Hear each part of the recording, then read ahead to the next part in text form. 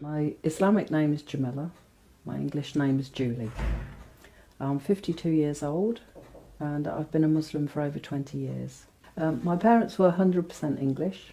I was born in a small village called Denton in the middle of nowhere and lived in Northamptonshire most of my life.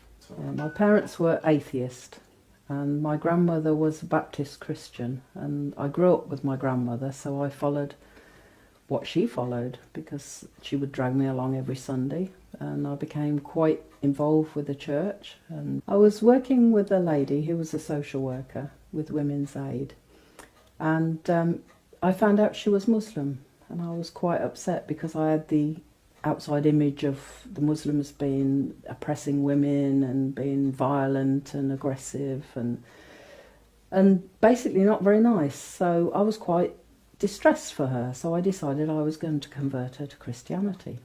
And after a few months she got fed up with me, so she said one day, right, I give you a challenge.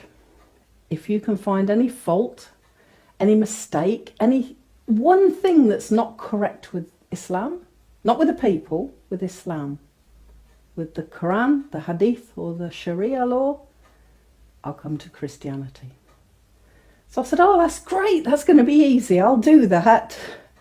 So I took the challenge and I bought some books and I read and I read and I read some more, and I couldn't find anything wrong. And I tried everything. I had quite a bookshelf before I actually decided there wasn't anything wrong. And it was perfect. And all the answers were there, the answers you couldn't find in Christianity. In the Bible I found so many flaws and downright mistakes in places. And when you ask a minister, what about this? It says in Corinthians this, and then it says in Ephesians this, which is true? It's always a matter of faith. If it's a book of God, there's no faith, there's fact. And I found in Islam the facts were there. Everything was black and white. There was an answer. There wasn't anything where anyone went, well, make your mind up. Because we're human, we shouldn't have to make our mind up. So I found Islam was perfect. And it had all the answers. So I decided after about 6 months of reading, I should become a Muslim, which Hamida thought was fantastic. Quite funny. She laughed for a very long time. And then her uncle, who was an imam from Leicester, came down and did the Shahada for me. And I became a Muslim, an undercover Muslim, didn't tell anybody. I didn't want anybody to know because I still remembered what my image of Islam was. My preconceived, media-induced image, which was very negative. And I knew I was going to get so much trouble. I knew my family would have, my mum and dad hated me being a Christian. What would they do when I was a Muslim? You know? This would be a shootable offence, I'm sure. So I just didn't tell anyone. My children knew. The people in the church, I was having a few issues with them anyway, so I just stopped going. And when anybody asked, why don't you go? Oh, well, I'm busy.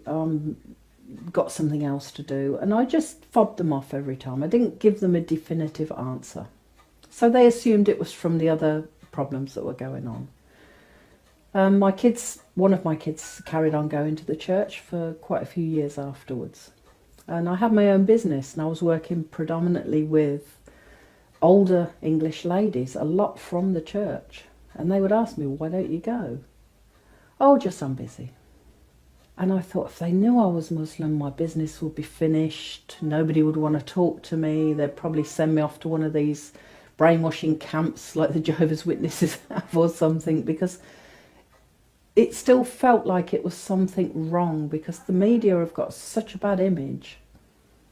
And I thought, how do I convince everybody? It took me 6 months of reading incessantly to find the truth. How am I going to convince everybody? Especially my mum and dad, who were very racist, very anti-religion, they were atheist. So fast forward 3 years of being a Muslim, and I decided I wanted to get married again. I met a guy who was originally from Zanzibar, and we got married. I knew him for a couple of years and then we got married, and my family were very upset. My father was quite racist, so he was upset that I was marrying a black guy, And then when he found out he was Muslim, he was like, oh my God, now he's going to force you to be Muslim. And it was quite a heated conversation, because he was saying, oh, I'm going to cut you out of the will and all this stupid talk. And I said, I don't care, cut me out, I don't care. And I said, and as for becoming Muslim, I've been Muslim for like years, just never told you. And they were really upset. But they sort of ignored it because I suppose they thought, well, he should have been Muslim for years and we didn't know. So it doesn't mean anything. And they didn't really, they kept saying I was stupid, but it's no worse than going to the church. They just thought God was a silly idea. Yeah, after a few years, my dad unfortunately got Alzheimer's, which was in a way fortunate for me because he forgot about racism. He forgot why he didn't like my husband, and he forgot why he didn't get on with me, and we became friends again. My husband never went in the house again because we were worried that if he saw him, he would remember why he didn't like him.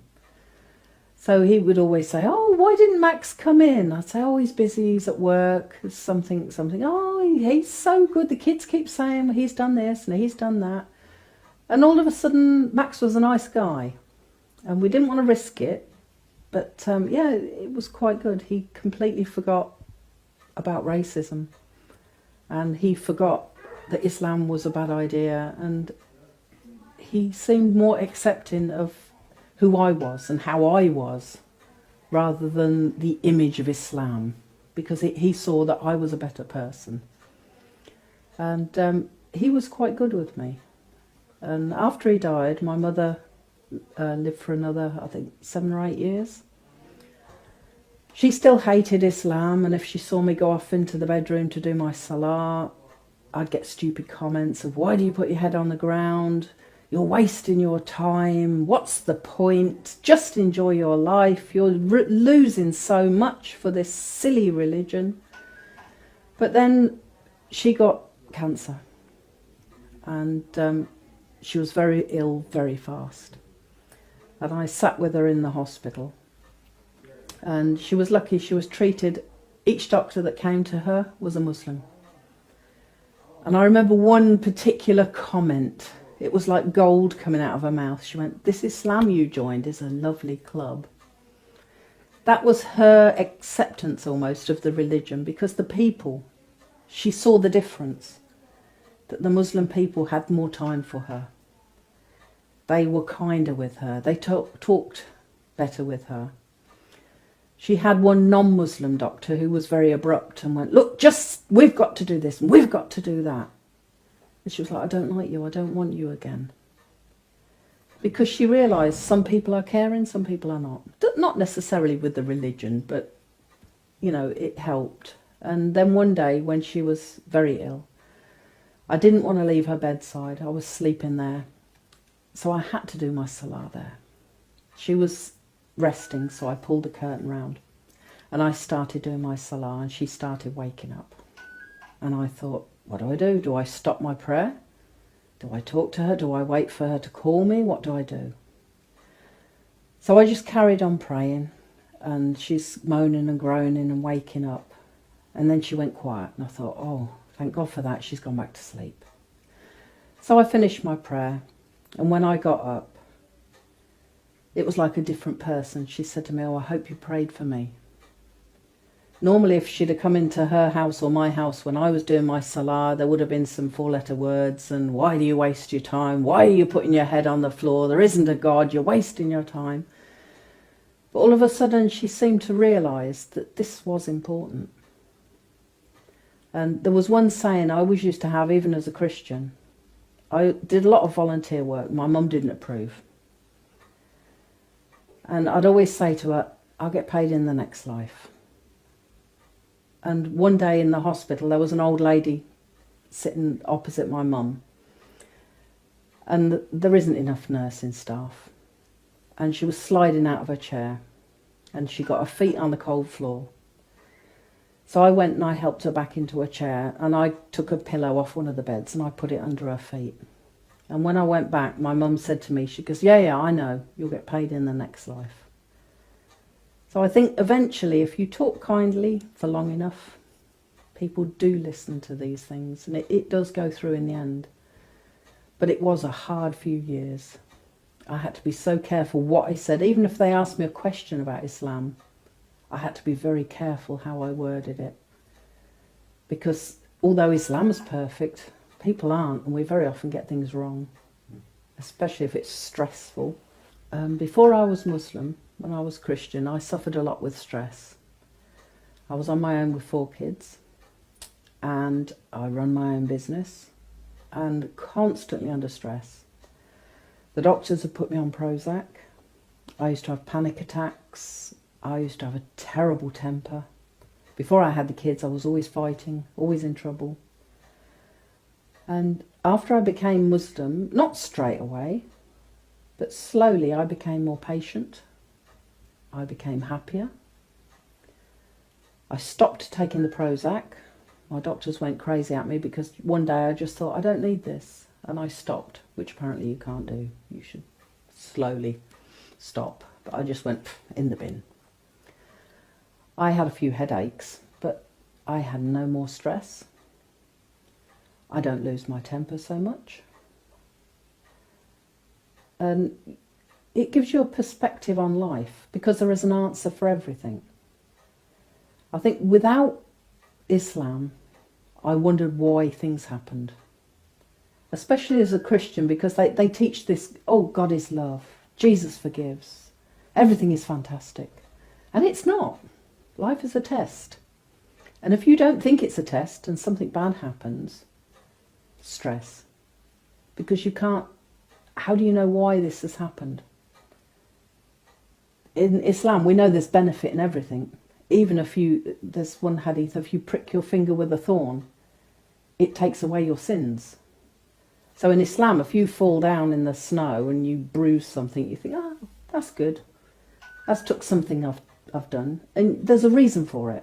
Once your perspective changes and the Islamic perspective comes in, if something bad happens, you think, okay, this is for a reason. And this is making me better.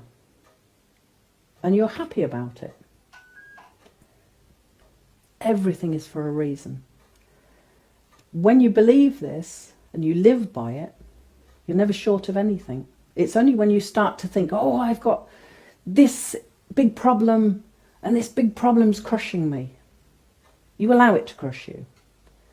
When you say, I've got this big problem, but my God is bigger, and this big problem is making me better, it's a small problem.